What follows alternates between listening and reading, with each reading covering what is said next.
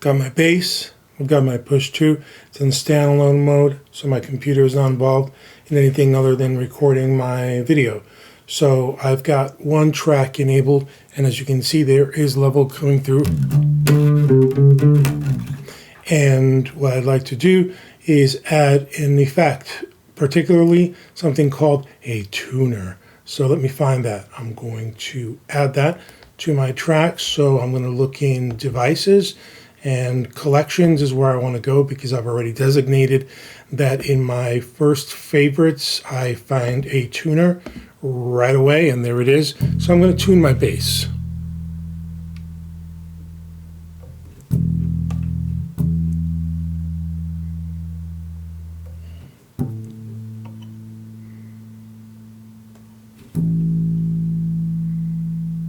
Pretty close.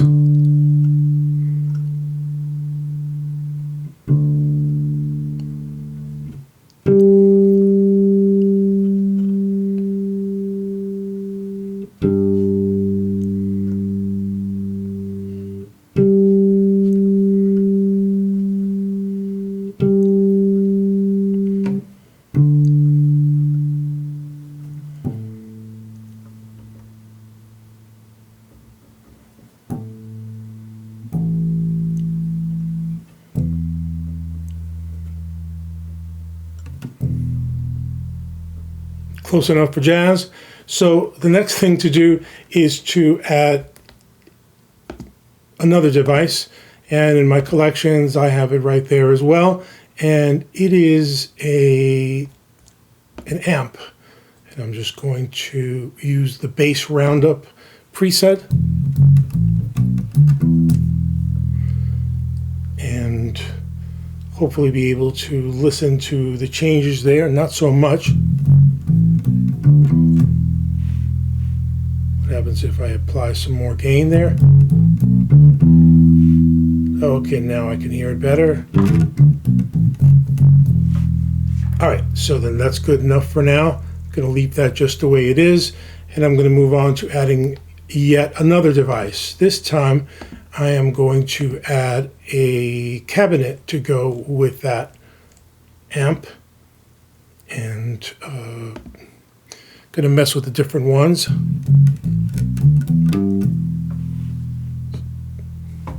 Something fatter than that.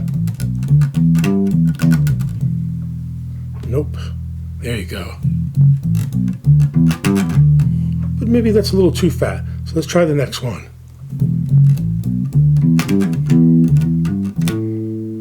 You know what? I'm going to go with the previous one.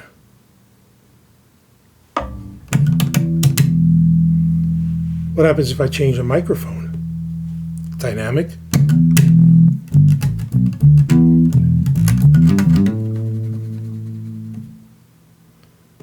Back to a condenser.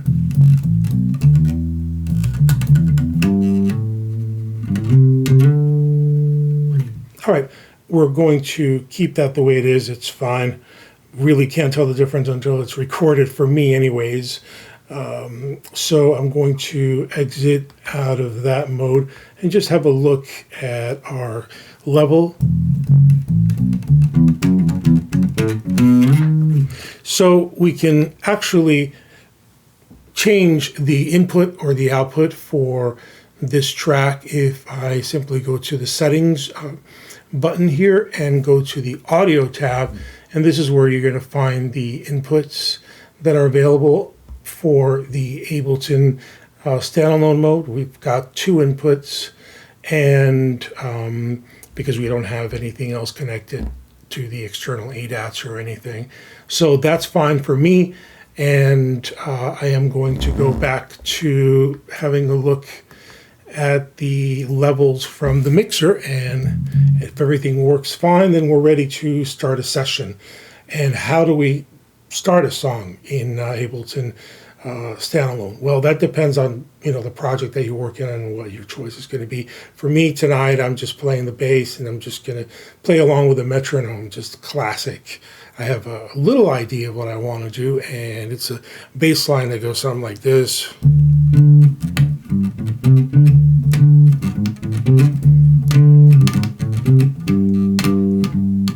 something like that. You know, I haven't really formulated the idea as of yet, so I'm going to improvise my way through it.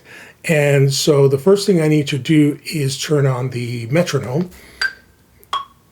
And there it is. I'm going to stop Ableton, as obviously it was playing already, and I'm going to tap tempo, 1, 2, 3, and that's hitting me at 106.30, I think that was. So let's see what we can do with that.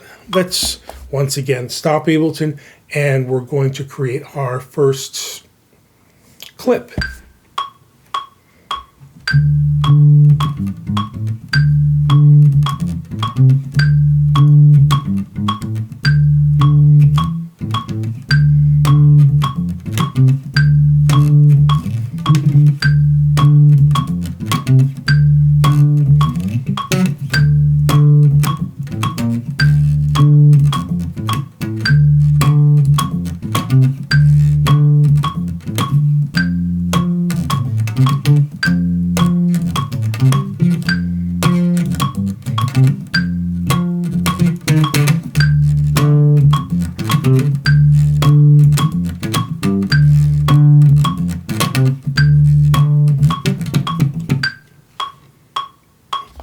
So that's one idea, and if we want to visualize what we created, then we just have to make sure that our clip is selected, and as such, actually, if I want to make sure that it's selected without hearing it in playback, all I have to do is use the select button and just do that. So that was silly of me to not have done that to begin with. So I thought I would show you that. So now I am going to press this button here, which is going to show us our waveform. And now we can get rid of the metronome and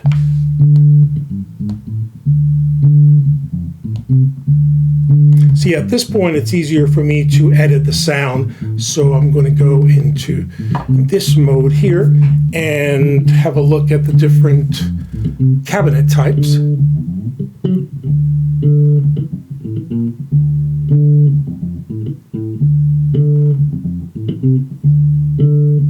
The mic position.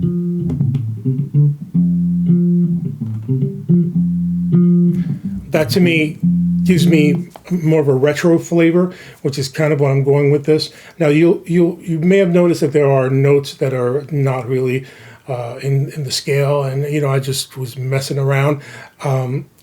This is a first draft, and when you're creating a song, you don't just beat yourself up about getting it perfect at first, like I used to. Anyways, don't do that anymore, and instead just want to move on with the production process. And obviously we have a pretty interesting bass idea, so what do we do next? We want to add something to inspire moving forward. So here's what I'm going to do. I am going to go back to looking at the mixer view, and I am going to select my second audio track here, and we are going to actually hit this button right there, which will bring us to this dialog box, which requests that I press the little recycle button, which is actually called a hot swap button. And we're going to look for a loop. So where can we find that? I have a bunch of user library drum loops that I got from a friend who is just Brian Funk is his name, and he's just a very talented sound designer. And here's some drum loops that we're going to just check it out. So we'll turn on the preview button. Now we can turn the Q down by clicking this 3 times, 4 times actually.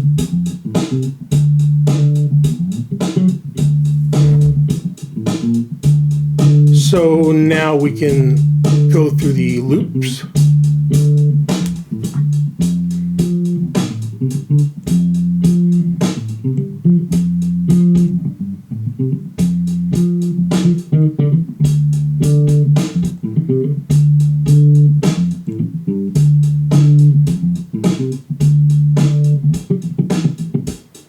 There you go. That works for me. So I'm just going to hit the big knob as a button to activate it or to load it onto this track. And we now officially have a scene because we've got 2 clips in a row. And we're going to just play that. It's a little too loud on the drums, right?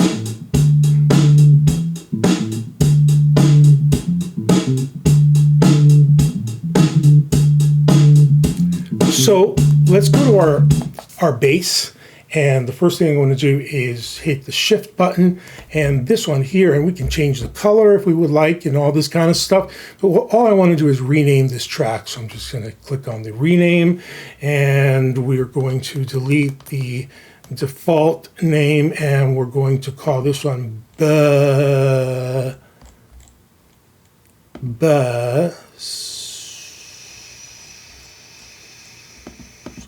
bass. And once we're done, we're going to click the done button, and voila, it's called bass. And now this guy right over here is, well, we'll just keep it with the name it has already. It doesn't matter. And you know what? These MIDI tracks here are kind of annoying me, so I'm going to delete them. Delete. That's how you do that. That's how you work that. So now I've got this bass line, which sounds a little bit deficient. So I'm going to go back to this mode right over here, which enables us to look at the devices that are enabled. That's why it's called device mode. And we do have a tuner, if you remember, and we have an amp and a cabinet. So what are we going to do now? Well, let's add a compressor. Let's find that with the plus button, device collections, and conveniently enough, the second orange favorite is actually, the third one are the compressors, or rather the dynamics processors. So now we have a compressor. So let's check it out. Turn down the threshold.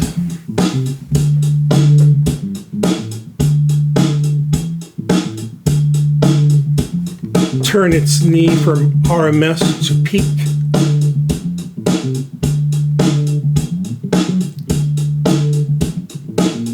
What happens if we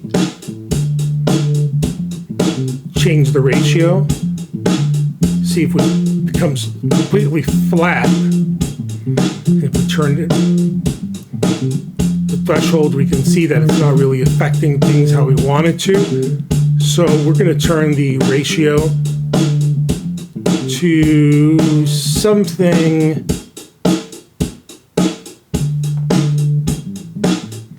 like that. 324 is fine. The attack is fine where it is. Let's take a look at the release and see what we can do.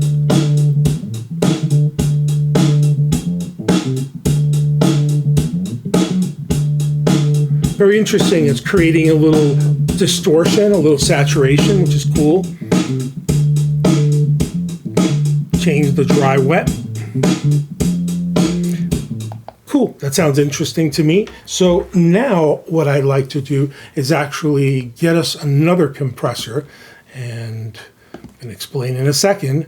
They were in the yellow category, and there's my compressor.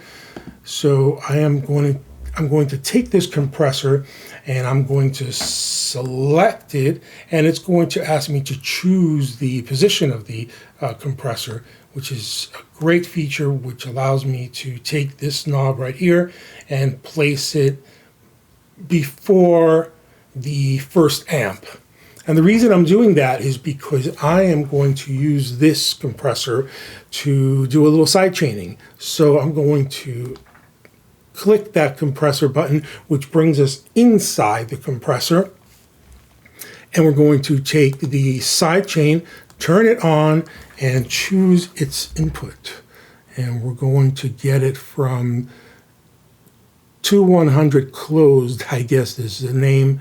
And we need to go to the sidechain EQ, make sure that we have a low pass on and not a high pass. And here we go. There it is. There it is. There it is. Make sure that we are simply focusing on the lower frequencies here. Somewhere along there will be fine.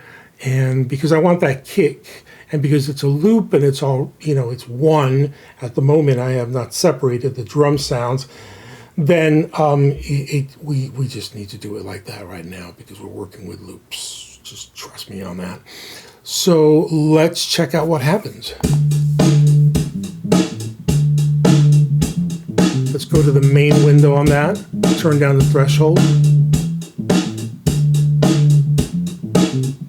You see that? The transient.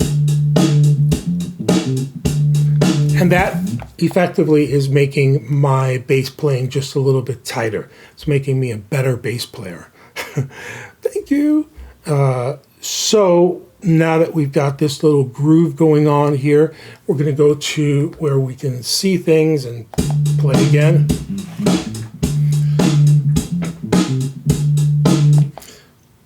It sounds good. So let's create another phrase. Let's move on from this right here. And we're gonna use the new button. And once we click the new button, what's going to happen is we've got that playing, but no bass line. So it's good because I want to play again. Okay, are you ready?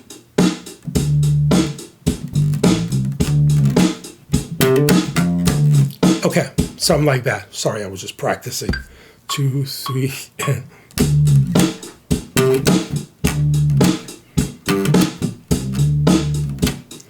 okay, that was really lame, so I'm going to undo that. I have to hit the undo twice.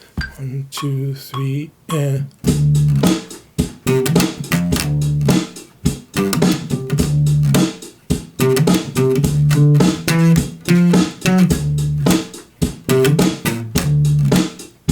still not getting it right. 3.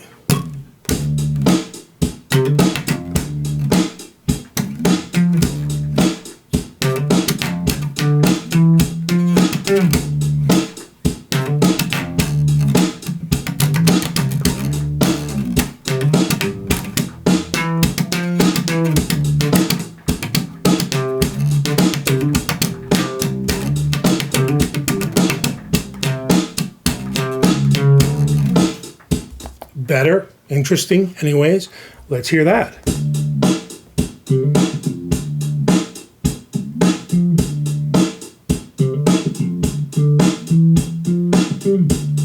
Okay.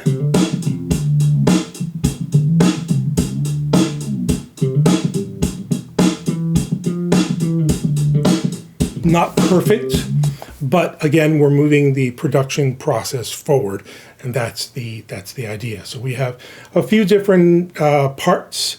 We might want to create some sort of a chord change if we don't have to have one, but we could.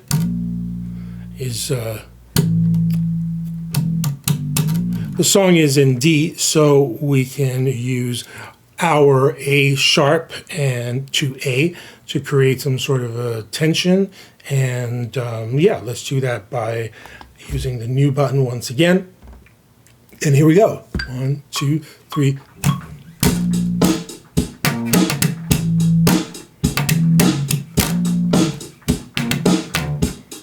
Okay, that's not going to work. Try it again.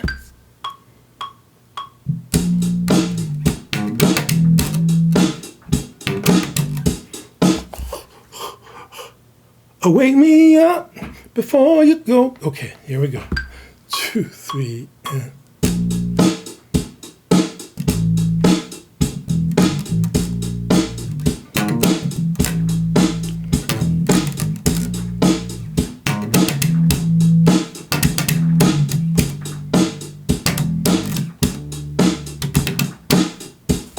something like that. I'm out of practice, obviously.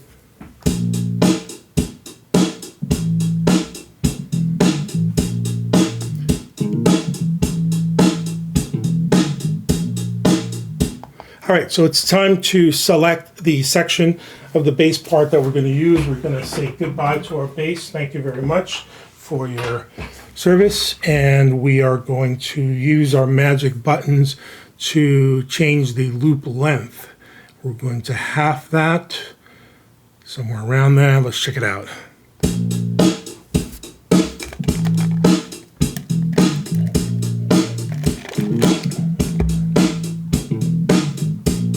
There you go.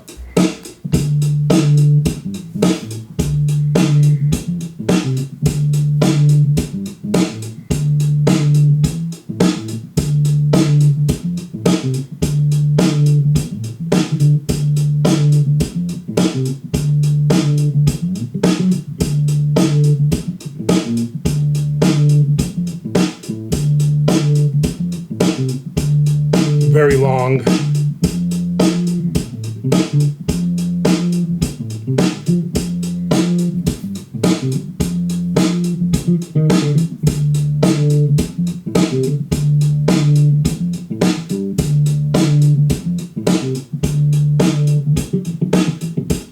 Okay, so perhaps, hopefully we agree that the best part is towards the end. So what we need to do is change the loop position and go all the way over here and make that the beginning of the loop, and change the loop length coming from this side. Come on, come on, come together. Okay, here we go.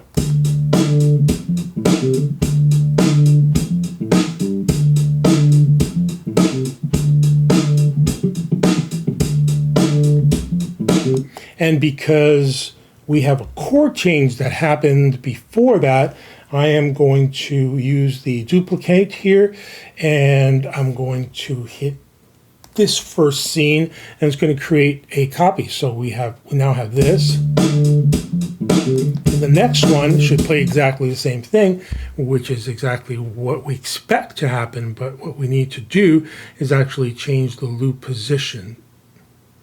Just move it back to there, and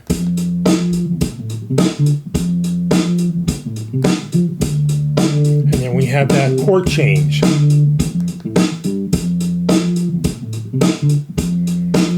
Now we've got the next part, whatever that was.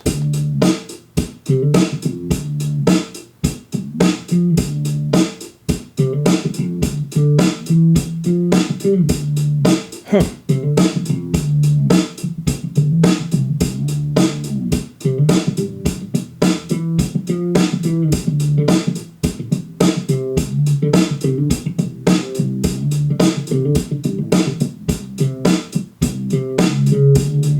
Kind of cool. I think I like it towards the end where it gets a little bit Seinfeld-ish, but here we go. I'm going to change the loop position and bring it to the back, change the loop length, come together, and try that again.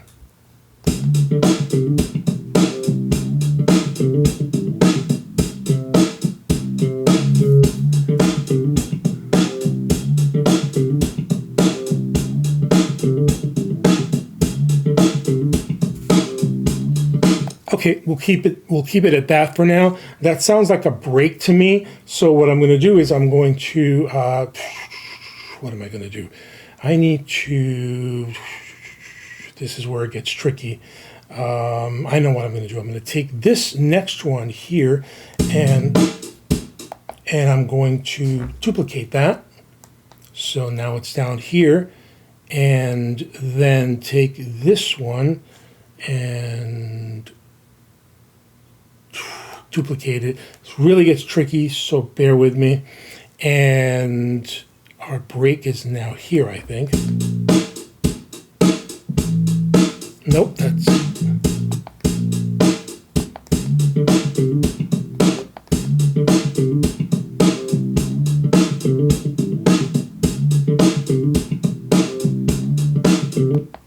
Okay, so I need to actually use the copy feature. That's what I should have done. I'm going to undo both of those.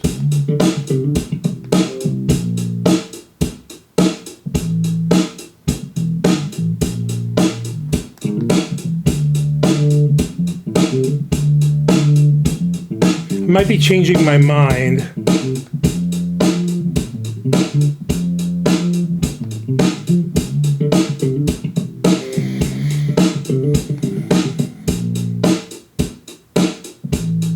You know what? That's fine. Remember, for me, standalone mode is a sketch pad for ideas. This is where ideas will begin. Eventually, they will obviously go into Ableton Live on the computer, where I can really arrange things. I can't expect to arrange too much here. However, I can expect to improve the bass sound, which is kind of dull. So let's have a look at that. Use the solo button and solo this track.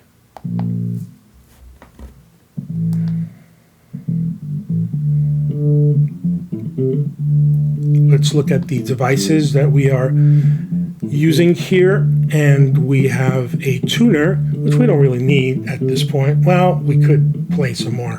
So, excuse me, tuner, compressor, amp, cabinet, compressor. What is missing over here? Well, I'm glad you asked.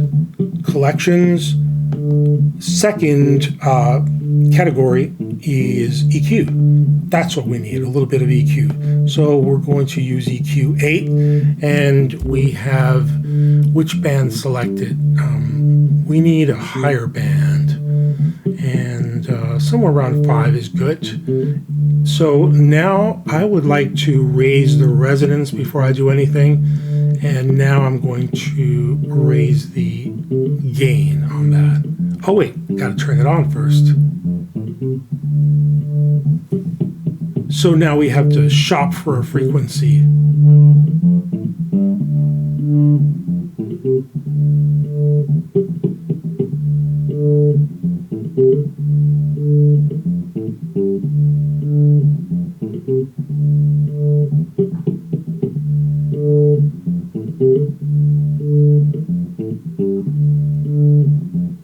Okay.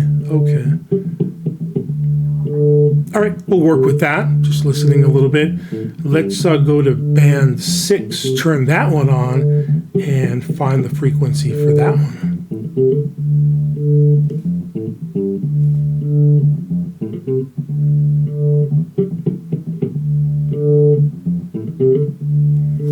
Okay, so here's what I'd like to do with that EQ.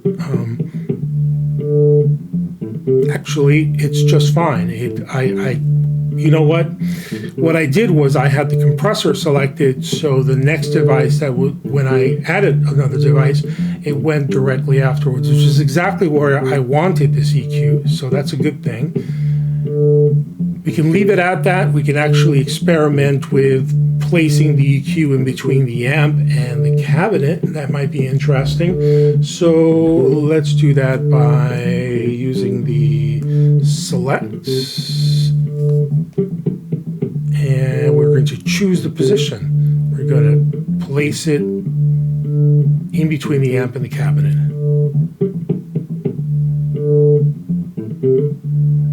See, now we are capturing some of those saturation frequencies. And speaking of which, we could alter the bass sound pretty heavy in a good way if we were to incorporate a saturator. I'm a big believer in saturator, and it's somewhere here.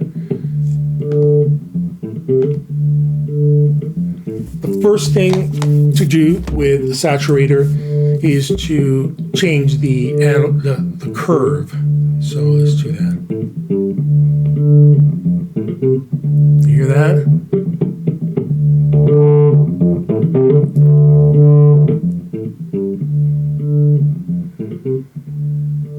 That, along with, you hear how the soft sine brings out that analogness. That in conjunction with the drive.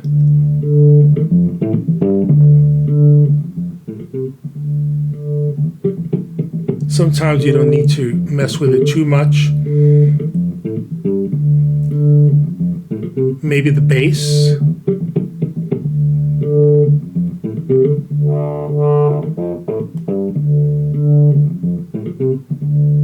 Just bringing out that wood, really.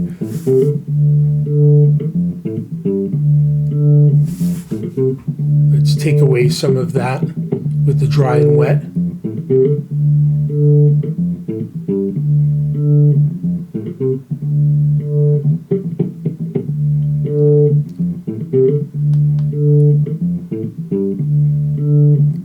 Do the same with the compressor. Actually, particularly this compressor.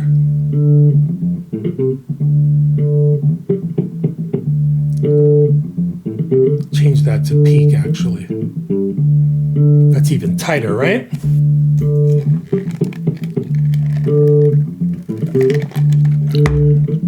All right, it is time to unsolo you.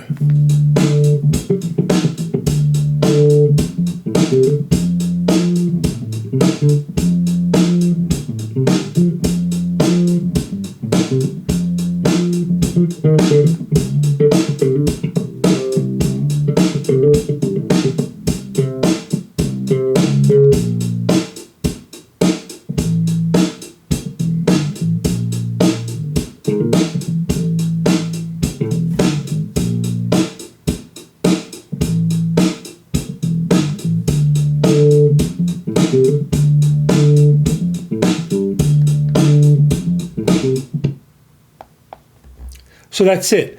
This is a great starting idea for a jam. I could really get into adding keyboards and all of that, and perhaps I will, but I am going to do that in Ableton Live, not standalone.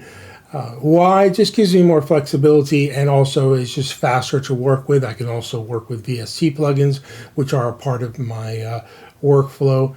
But this kind of recording is that of working with a hard disk recorder. This is like when we started out with a 4-track. This computer world not getting in the way of creation is what standalone mode is about. I hear a lot of arguments. Is it worth it? Is push 3 better than push 2? And is push 2 better? And blah, blah, blah. My push 2 is actually sitting right here because of the fact that I still love it. And when I'm in standalone mode and Ableton Live is actually launched, then I can have them both at the same time. I can control Ableton with push 2, and then I can have standalone working. And I can show you that in another video, the synchronization that is achievable through Link. You know, it's fantastic, this world. So I highly recommend it. I'm enjoying it, and I hope that you enjoyed this little video, this little jam session. Thanks for taking the time to watch this video. Have yourselves a great evening. Bye.